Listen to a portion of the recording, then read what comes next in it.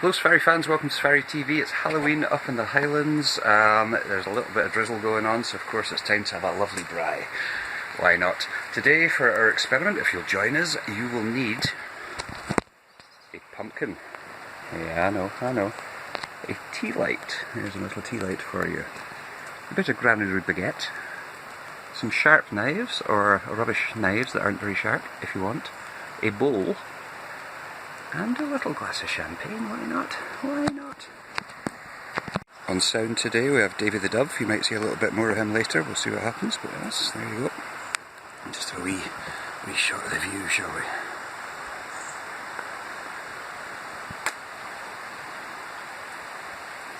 So yeah, we would have got this video out a little bit earlier, but my Ouija board was haunted, so it took a little bit of time to get this up.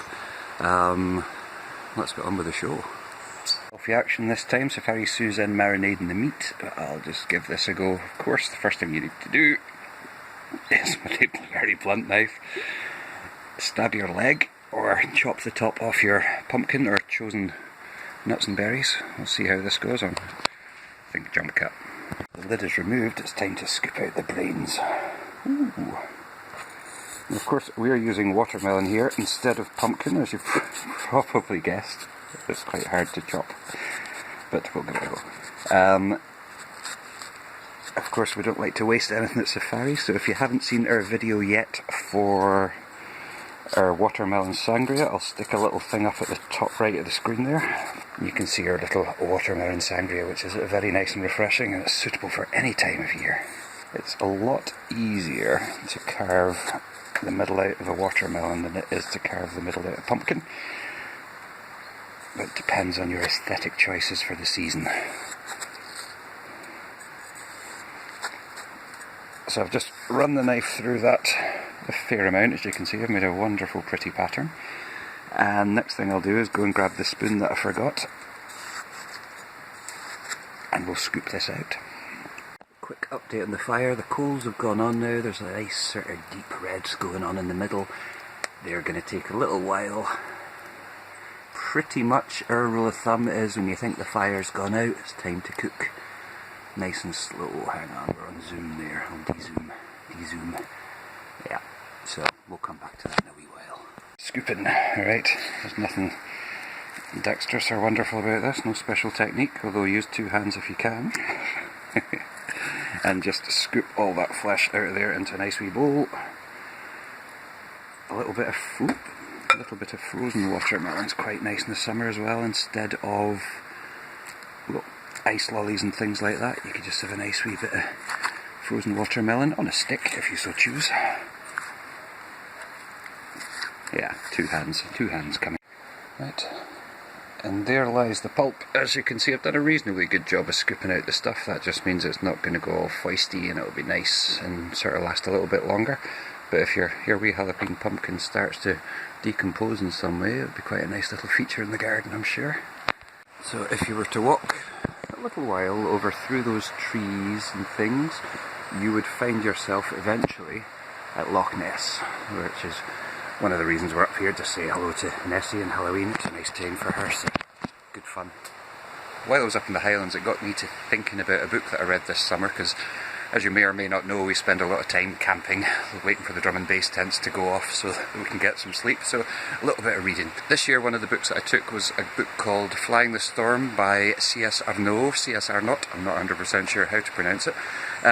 This guy's an engineering student, I think, up here in Scotland. He wrote this book in his spare time. It was, when I got it, free on Amazon, free on Kindle, which I'm stunned by. It's one of the best books I've ever read. It starts off in Central Europe in a dystopian but not too dystopian future. It's kind of very similar to the way our world's going in a few years, I would imagine. The main characters are a couple of smugglers who sell cheap drink and go around the countries trying to flog their wares, a little bit like myself sometimes. Not cheap, mind you, always quality ingredients at Safari. And I don't want to divulge too much of the story. Check it out, I'll leave a link in the description as usual. If you've been a fan of Safari TV for a while, you'll know that we started off doing sort of top 5 things to watch on YouTube, and we recommend products and stuff like that. This one is free, but it is one of the best books I've ever read, so get yourself on there, there's nothing to stop you. It's probably under the science fiction section. If you're not a fan of science fiction, don't let that put you off. It's just an extremely good book. One of the things that stuck out to me in this book is, you know, when you watch a film or you read a book and you're like, why are they doing that? Why are they going down the dark passage? Why are they, you know, daft stuff that people wouldn't really do? That never happens in this book. The characters are sort of very natural, very realistic, and you don't read the book thinking, well, they wouldn't do that, I wouldn't do that, why are they doing this? It's very well thought out, and with a very realistic sense of sort of humanism? No.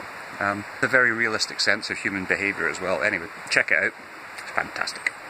Which then brings me on to what do we do with this? Okay. Next thing to do is choose a design. Now, on the Sangria video, you might notice just in the background, if you watch that we did a nice happy smiley face for our watermelon, which was lovely. Maybe too enthusiastic there, James. This time, what speaks to me when I see that shape, when I see that lovely little shape, strangely enough, is if you're a fan of Iron Maiden, or ever have been, you'll know their little guy Eddie, but it could be quite tricky to carve on there. I think I'm going to go simple and normal, like myself, you know. Yes, we're going for quite a conventional design here, but we are using unusual materials, so a bit of classic meets nouveau, shall we say. The only technique that I would recommend here is once you've chunked it out, you've got that little ledge, try, now I don't know if I can do this at the same time, but we'll give it a go. Excuse my jeans. Just run your knife in at an angle and try and carve out a bit of the flesh that's sort of the depth of the flesh, if you know what I mean. Just a 45-degree angle works fine for this. It was nearly a disaster. And we only have one of these, so if there is a disaster, there will be no editing, I'm afraid. All this does is mean that when you light it up, you're going to get a lot more light coming out of those little triangles. Eyes. Ooh. Fire check there, the fire's fine. I would say that's got another half an hour or so to go. However, I've just thought of another use for this pumpkin. If you have small children with you, it could make a rather attractive little helmet there, yeah. They can fit their head in there. Just jam it on, I'm sure it'll be fine. As long as they can breathe through their mouth, they'll be okay. So we've got a little square mouth going on there. I'm just going to create some teeth and a little bit of fire and fright. So if you're wondering what the granary bread was for, it was actually for Dave the Dovey Soundman's lunch, but he's diddled off. So you might not need granary bread if you do this. We've added a tea light to that, and it is glowing marvellously. Ooh, look at that. We'll get a shot of this at night to give you the full effect. It's got a nice little pink edge to it. Something that I did forget though, and it was the original plan but I completely forgot about, was you can do this with a pineapple as well. I forgot to get a pineapple, got a watermelon instead. But there you go. So we'll see you when the sun goes down. And here you have it, Safari fans. It's a little dark, so hopefully this will turn up. Talking to turn ups. And there's our little Halloween watermelon pumpkin. Tea lighted. The hot tub is optional, but if you're in the north of Scotland at the start of winter, then maybe it's not.